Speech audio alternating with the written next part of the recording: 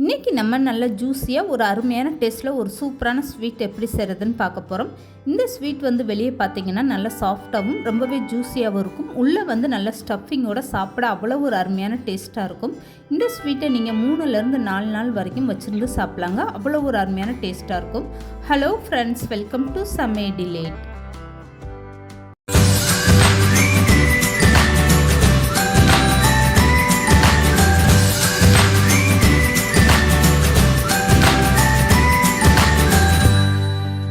இப்போ இந்த ஸ்வீட் செய்கிறதுக்காக ஒரு அகலமான பாத்திரம் எடுத்துக்கோங்க. இதில் 1 ஸ்பூன் அளவுக்கு நெய் சேர்த்துக்கோங்க. இப்போ 1/2 கப் அளவுக்கு பொடியான ரவை சேர்த்துக்கோங்க. இப்போ ஸ்டவ்வை மீடியமாக வச்சுட்டு இந்த ரவையை கைவிடாமல் வறுத்து விடுங்க. ரவையோட கலர் மாறக்கூடாது. லேசாக நல்ல வாசனை வர ஆரம்பிக்கும். அந்த நேரத்தில் நீங்கள் அளந்து வச்சுருக்க தண்ணியை சேர்த்துக்கோங்க. இப்போ பாருங்கள், இந்த ரவை நல்ல வாசனை வர ஆரம்பிச்சிருச்சு. இப்போது எந்த கப்பில் நீங்கள் ரவை அளந்து எடுத்தீங்களோ அதே கப்பில் தண்ணியோட அளவை அளந்து எடுத்துக்கோங்க. இப்போ தண்ணியோட அளவு பார்த்தீங்கன்னா 1/2 கப்பு ரவைக்கு 1/4 கப் அளவுக்கு நீங்கள் தண்ணி சேர்த்துக்கோங்க. இது கரெக்டான அளவாக இருக்கும். இந்த ரவை வெந்து வரும்போது நல்லா குலைவாக வெந்து வரணும். அதனால் நீங்கள் தண்ணி இந்த அளவுக்கு கரெக்டாக சேர்த்துக்கோங்க. இப்போ 1/4 கப் அளவுக்கு தண்ணி சேர்த்ததுக்கப்புறம் ஒரு பிஞ்ச் அளவுக்கு உப்பு சேர்த்துக்கோங்க. இதுக்கப்புறமா நீங்கள் ஸ்டவ்வை குறைச்சி வச்சுட்டே கைவிடாமல் இந்த ரவையை நல்லா கலந்து கொடுங்க. அடுப்பு தீயை நீங்கள் முழுசாக வச்சுட்டு ரவையை கலந்து கொடுத்தீங்கன்னா உங்களுக்கு ரவை வெந்து வராது. சீக்கிரமாகவே உதிரியாக வந்துடும். அதனால் ஸ்டவ்வை மீடியமாக வச்சுட்டு இந்த மாதிரி நல்லா கலந்து கொடுங்க. இப்போ பாருங்கள், இந்த ரவை ஓரளவுக்கு நல்லா கெட்டியாக ஆரம்பிச்சிருச்சு. இந்த நேரத்தில் நீங்கள் இன்னும் கொஞ்சமே ஸ்டவ்வை நல்லா குறைச்சி வச்சுட்டு இந்த மாதிரி நல்லா கலந்து கொடுங்க. பாத்திரத்தில் ஒட்டாத அளவுக்கு இந்த ரவை நல்லா திரண்டு வரணும். அது வரைக்குமே நீங்கள் கைவிடாமல் நல்லா கலந்து கொடுங்க. இப்போ ரவை நல்லா கெட்டியாயிட்டு வந்துருச்சு பாருங்கள். இதுக்கப்புறம் ஸ்டவ்வை ஆஃப் பண்ணிடுங்க. இப்போ இந்த ரவையை வேற ஒரு அகலமான தட்டில் மாற்றி எடுத்து வச்சுக்கோங்க. இந்த ரவை நல்லா ஆறட்டும். அப்போ தான் உங்களுக்கு கை போட்டு பிசைஞ்சு எடுக்க ஈஸியாக இருக்கும். இப்போ இந்த ரவை நல்லா ஆறட்டும். இதுக்கு இடையில இந்த ஸ்வீட்டுக்கு உள்ளே வைக்கிற ஸ்டஃபிங் எப்படி தயார் பண்ணுறதுன்னு பார்த்துடலாம். இதுக்காக ஒரு அகலமான பாத்திரம் எடுத்துக்கோங்க. 1/2 கப் அளவுக்கு துருவிய தேங்காய் சேர்த்துக்கோங்க. இது கூடவே 1/4 கப் அளவுக்கு நாட்டு சக்கரை சேர்த்துக்கோங்க.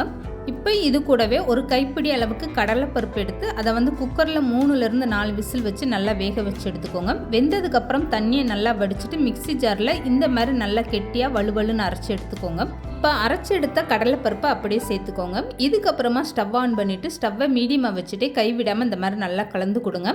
இந்த நாட்டு சக்கரை தேங்காய் எல்லாமே சேர்ந்து நல்லா மிக்ஸ் ஆகிட்டு உங்களுக்கு நல்லா கெட்டியாகி வரணும். அது வரைக்குமே நல்லா கைவிடாமல் கலந்து கொடுங்க.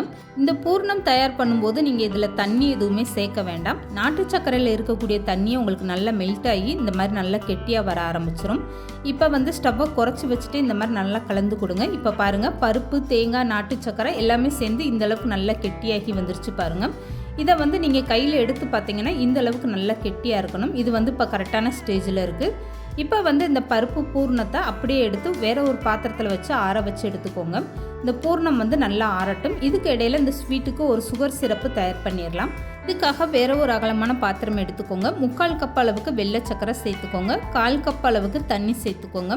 இப்போ இது கூடவே 3 ஏலக்காய் தட்டிட்டு சேர்த்துக்கோங்க. இதுக்கப்புறமா ஸ்டவ் ஆன் பண்ணிவிட்டு இதை நல்லா கலந்து கொடுத்துருங்க. இந்த சர்க்கரை எல்லாம் நல்லா கரைஞ்சிட்டு உங்களுக்கு நல்ல ஒரு கொதி வந்தால் போதும். இந்த சுகர் சிரப்பு கம்பி பதம்லாம் வேண்டாம். கையில் எடுத்து பார்த்தீங்கன்னா இந்த மாதிரி நல்லா பிசு பிசுன்னு இருக்கணும். இது இப்போ கரெக்டான ஸ்டேஜில் இருக்குது.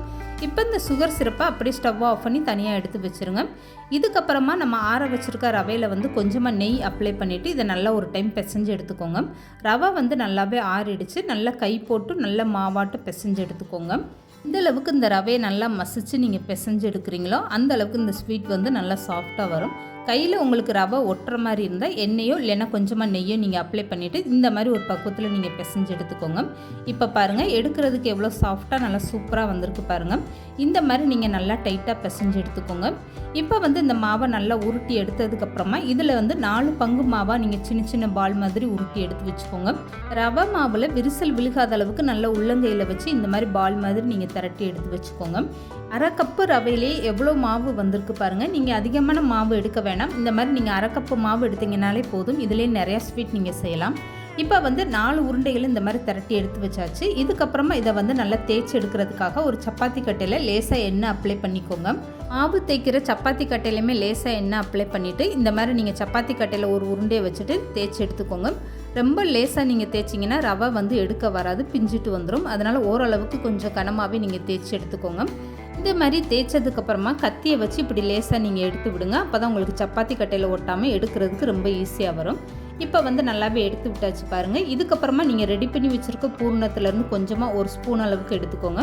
இதை வந்து கையில் இந்த மாதிரி நல்லா நீளமாக நீங்கள் எடுத்துக்கோங்க.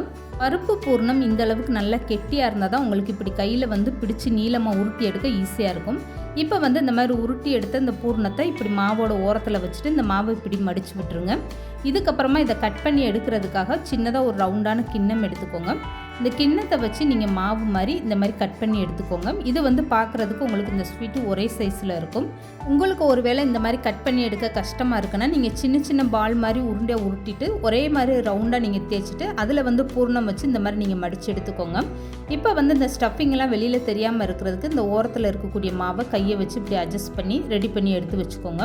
மீதம் இருக்கக்கூடிய எல்லா மாவையும் இதே மாதிரி நீங்கள் பூர்ணம் வச்சு இந்த மாதிரி தயார் பண்ணி எடுத்து வச்சுக்கோங்க. இப்போ வந்து இந்த ஸ்வீட்டை பொரிச்சு எடுக்கிறதுக்கு இந்த மாவு எல்லாமே ரொம்பவே சூப்பராக தயாராகிடுச்சு பாருங்கள். இதுக்கப்புறமா இந்த ஸ்வீட்டை எப்படி பொரிச்சு எடுக்கிறதுன்னு பார்க்கலாம். இப்போ வந்து இந்த ஸ்வீட்டை பொரிச்சு எடுக்கிறதுக்காக மேல் மாவு ஒன்று தயார் பண்ணணும். இதுக்காக ஒரு பாத்திரத்தில் 2 ஸ்பூன் அளவுக்கு மைதா மாவு சேர்த்துக்கோங்க. கொஞ்சமாக தண்ணி சேர்த்து இந்த மாவை நல்லா கெட்டியாக ஒரு திக்கான பேஸ்ட்டாக கரைச்சி எடுத்துக்கோங்க. ரொம்ப தண்ணியை கரைச்சிட்டிங்கன்னா இந்த ரவையோடு சேர்ந்து இந்த மைதா மாவு உங்களுக்கு மேலே ஒட்டாது. அதனால் இந்த மாதிரி திக்கான பேஸ்ட்டாக நீங்கள் கரைச்சி எடுத்துக்கோங்க. இப்போ வந்து நான் கரைச்சி எடுத்த மாவை ஸ்பூனில் எடுத்து காட்டுறேன் பாருங்கள். இந்த மாதிரி நீங்கள் தோசை மாவு மாதிரி ஒரு பக்குவத்தில் கரைச்சி எடுத்துக்கோங்க.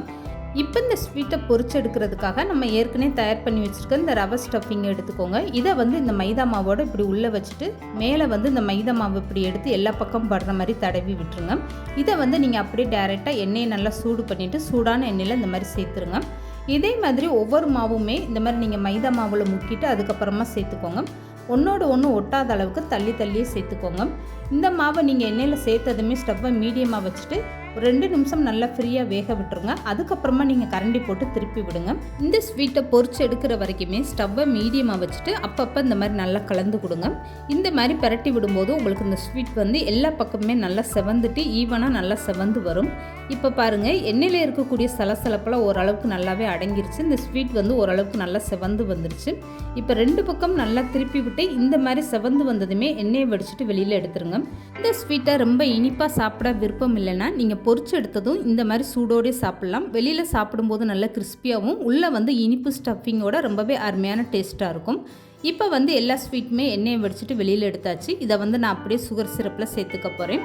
இப்போ இந்த சுகர் சிரப்பு வந்து நல்லா ஆற வச்சுருங்க. ஆறுனதுக்கப்புறமா பொரிச்செடுத்த ஸ்வீட்டை அப்படியே நீங்கள் இந்த சுகர் சிரப்பில் சேர்த்துருங்க. குறைஞ்சது 15 நிமிஷம் இந்த ஸ்வீட்டை வந்து சுகர் சிரப்பில் நல்லா ஊற வச்சு எடுத்துக்கோங்க. இதே மாதிரி நல்ல மீதம் இருக்கக்கூடிய எல்லா ஸ்வீட்டையும் பொரிச்சிட்டு நீங்கள் சுகர் சிரப்பில் சேர்த்துக்கோங்க. இடையில ஒரு டைம் வந்து நீங்கள் சுகர் சிரப்பில் இந்த ஸ்வீட்டை வந்து நல்லா திருப்பி விட்டு இந்த மாதிரி சுகர் சிரப்பெல்லாம் இது மேலே படுற மாதிரி நல்லா பரட்டி விட்டுருங்க. இந்த மாதிரி பரட்டி விட்டு ஒரு 15 நிமிஷம் நீங்கள் நல்லா ஊற வச்சு எடுத்தீங்கன்னா போதுங்க. இப்போ 15 நிமிஷத்துக்கு அப்புறம் இந்த ஸ்வீட் ஒன்று கையில் எடுத்து நான் பிச்சு காட்டுறேன் பாருங்கள். இந்த ஸ்வீட்டு கையில் எடுக்கும் போதே எந்த அளவுக்கு நல்லா சாஃப்டாக ரொம்பவே ஜூஸியாக வந்திருக்கு பாருங்கள். இந்த ஸ்வீட்டை நீங்கள் அப்படியே சுகர் சிரப்பில் ஊற வச்சுட்டு எப்போ வேணுமோ அப்போ எடுத்து கூட சாப்பிட்லாங்க. ரொம்பவே அருமையான டேஸ்ட்டாக இருக்கும். இந்த வீடியோ பிடிச்சிருந்தா லைக் பண்ணுங்கள், ஷேர் பண்ணுங்கள். மறக்காமல் சமையல் டிலீட் சேனலை சப்ஸ்கிரைப் பண்ணுங்கள்.